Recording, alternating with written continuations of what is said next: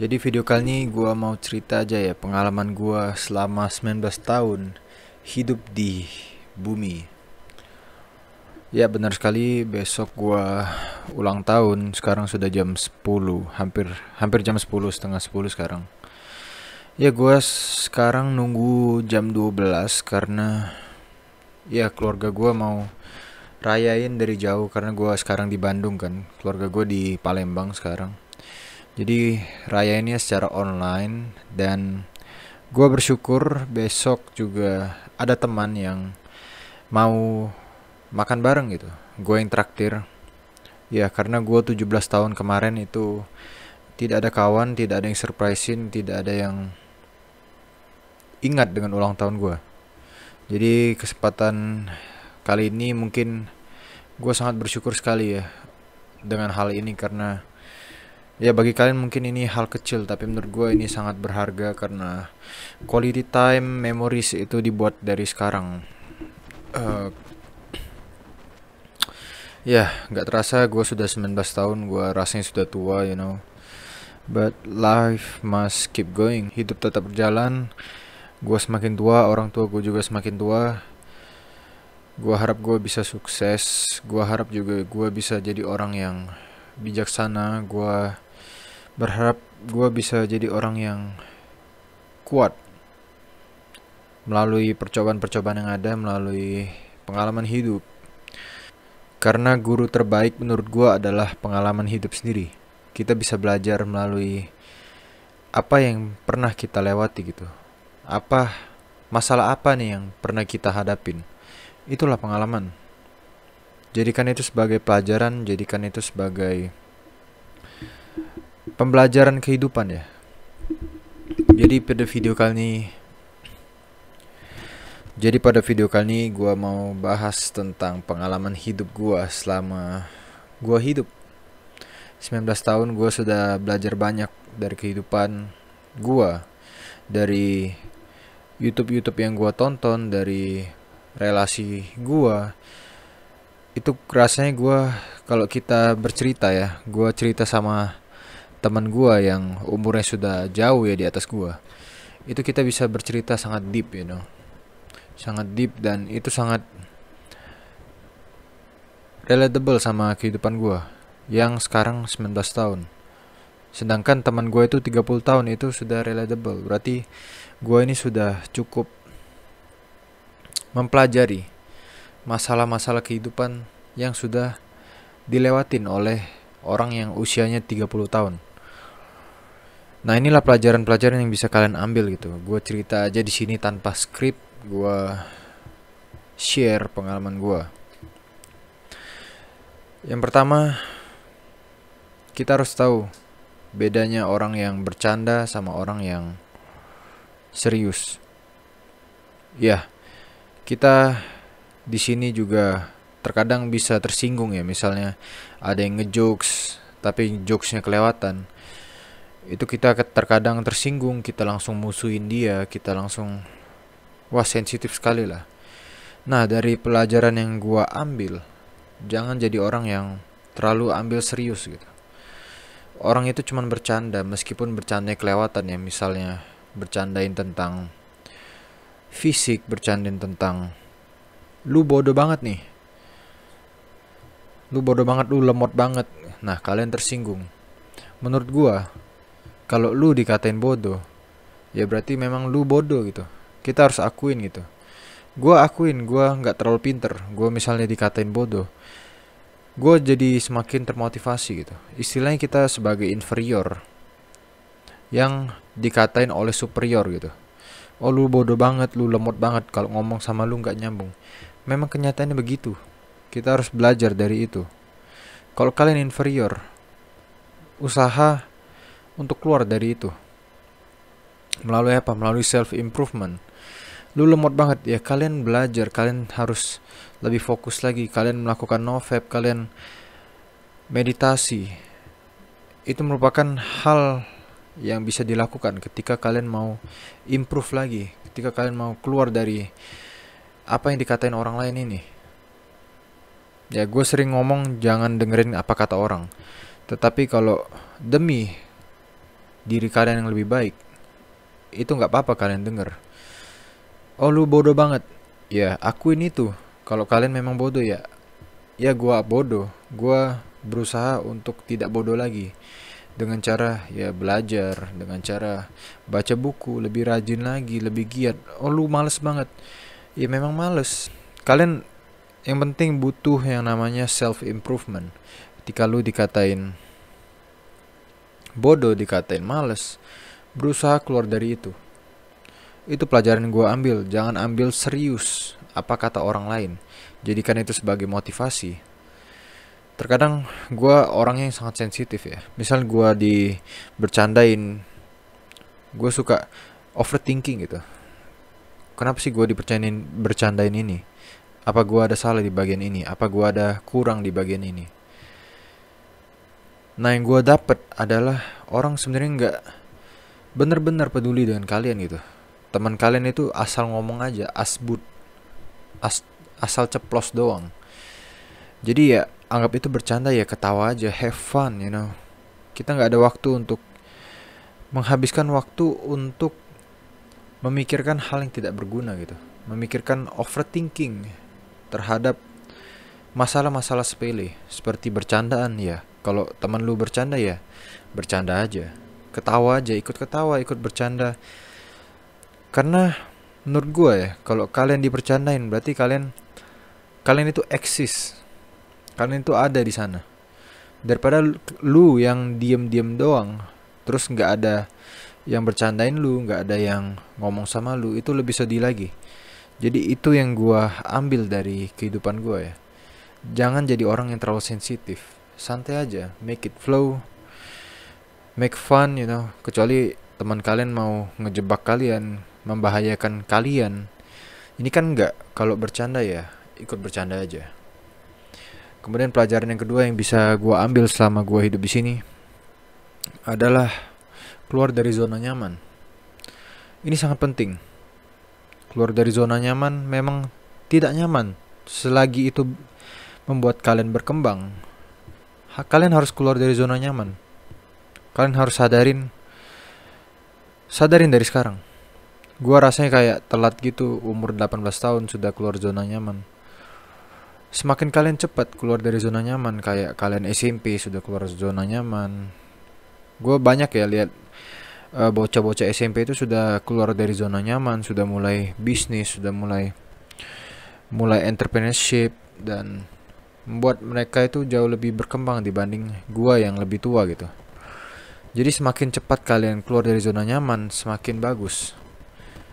Ya, semakin cepat semakin bagus. Tapi lebih baik lagi, kalian itu sadar, kalian tuh berada di zona nyaman, dan kalian mau keluar dari zona nyaman itu. Itu lebih bagus lagi.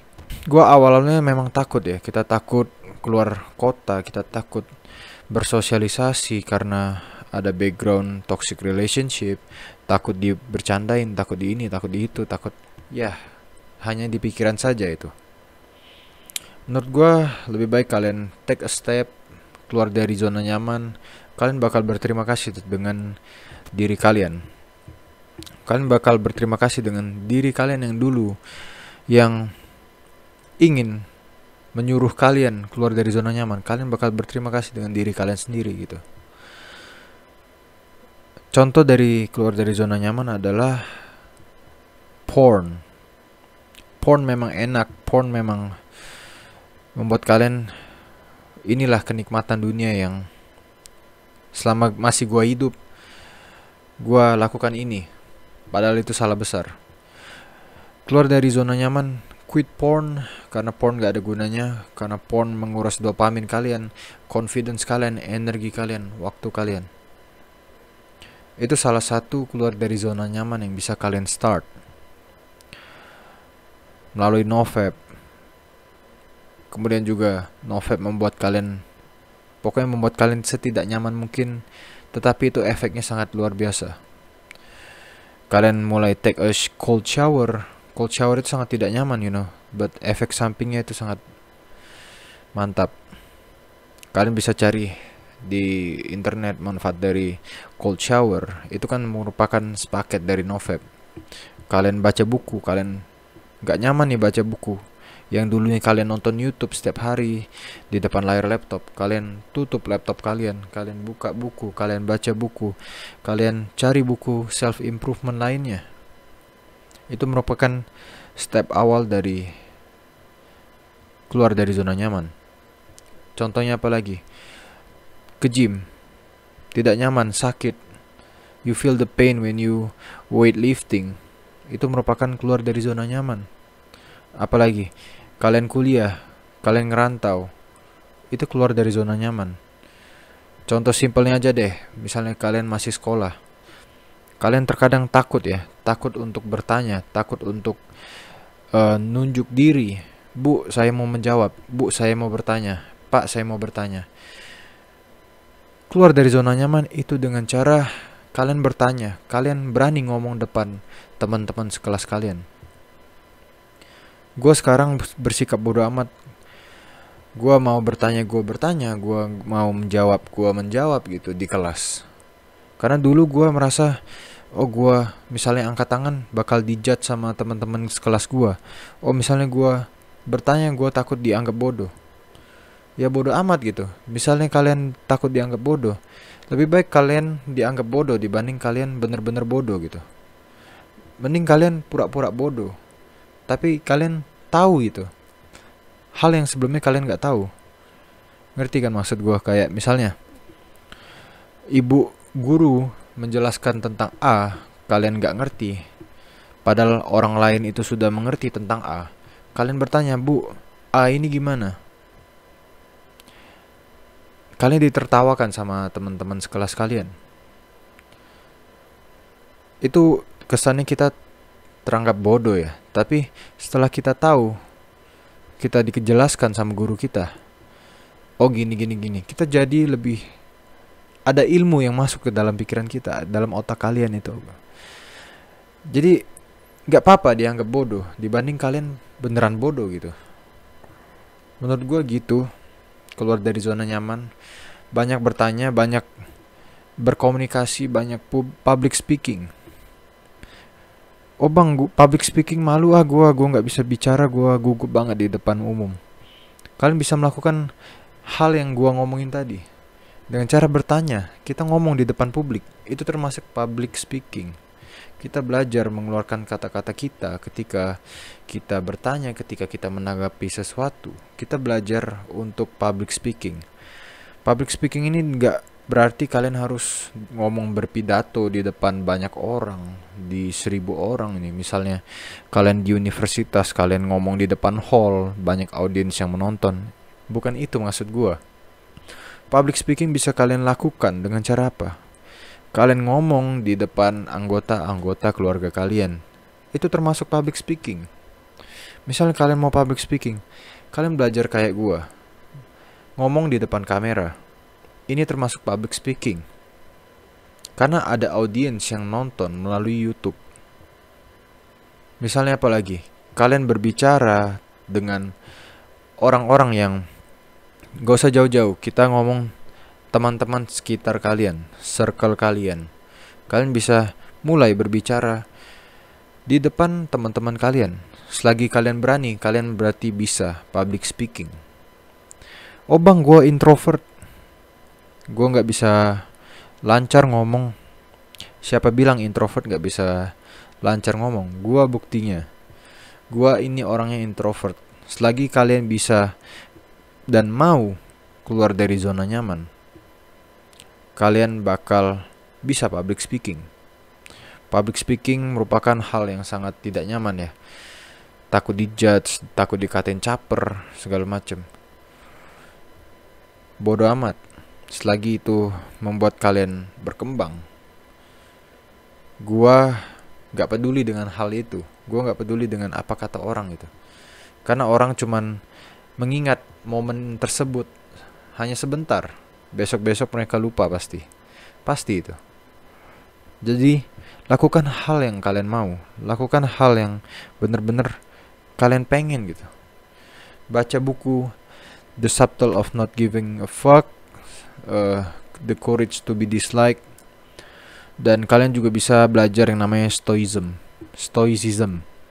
Itu membuat kalian nggak peduli dengan hal yang kalian nggak bisa kontrol gitu. Kayak misalnya pikiran orang lain, perkataan orang lain yang keluar dari mulut mereka. Itu kan kita nggak bisa kontrol. Itulah stoicism. Kalian bisa pelajarin itu dan kalian jauh lebih free. Kalian jauh lebih mau melakukan apa yang kalian mau gitu. Kalian mau public speaking, kalian public speaking. Kalian mau bertanya dengan guru, kalian bertanya. Kalian mau mulai bisnis dan gagal, terus dikatain orang lain, kalian tahu, bodoh amat lah, ini kan hidup-hidup gua gitu. Orang lain mau ngejek gua gagal, gua bakal buktiin gua bakal bisa. Istilahnya begitu ya. Jadi mungkin itu yang bisa kalian ambil pelajaran dari gua selama hidup 19 tahun. Gua jujur gua memang banyak mendengar cerita dari orang yang lebih tua, orang yang lebih berpengalaman, melalui relasi gua, melalui YouTube. YouTube banyak sekali ya. Kalian bisa cari aja pengalaman orang 30 tahun.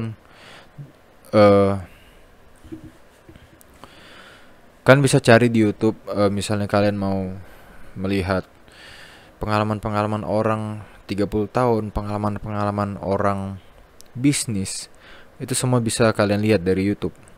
Kita bisa mengambil ilmu itu bukan dari kuliah saja. Kita bisa ngambil ilmu bukan dari sekolah saja. Karena menurut gua kuliah memang nggak terlalu penting, tetapi selagi kita masih bisa kuliah ya kuliah aja. Dan orang tua kalian sudah bayarin kalian kuliah benar-benar. Karena uang itu bukannya sedikit yang dikeluarin. Belum lagi kalian ngekos, belum lagi kalian makan di sini, belum lagi kalian ada sakit segala macem, belum lagi jalanin hobi, belum lagi isi bensin, belum lagi mau apalah. Misalnya kalian kan banyak maunya gitu kan, mau laptop, mau motor, mau mobil, mau handphone baru segala macem. Itu kan semua butuh duit. Jangan sia-siakan itu menurut gua. Orang tua membesarkan kita itu semuanya pakai duit. Jadi ambil pelajaran, ambil ilmu bener-bener, dan kalian bakal menghargai uang gitu. Uang itu nggak gampang dicari. Jadi ya belajar bener-bener. Kalau menurut gue ya, gue harus sukses, gue harus banyak duit. Gue nggak munafik, gue memang butuh duit karena keperluan gue dan mau gue itu banyak. Gue mau motor, gue mau hidup enak, gue mau rumah. Belum lagi orang tua gue mau kita harus balas budi ya kan. Itu semua butuh uang. Gue nggak munafik, gue butuh uang, gue harus cari banyak uang gitu. Tetapi dengan cara yang benar, melalui proses yang ada. Kita harus belajar dari itu. Kita belajar dari proses, kita belajar dari pengalaman-pengalaman hidup kita. Itu membuat kita jauh menghargai yang namanya hidup. Kita jauh menghargai diri kita yang bersusah payah mencapai goals. Jadi mungkin itu aja yang bisa gua sampaikan. Gua harap kalian, ya memang videonya agak panjang, tetapi inilah yang gua rasakan gitu. Inilah pengalaman hidup gua yang bisa gua share. Ya memang gua tahu yang nonton video gua itu sedikit viewersnya, karena ya kalian tahu lah kalau yang entertain, yang bersifat entertain itu pasti banyak yang nonton.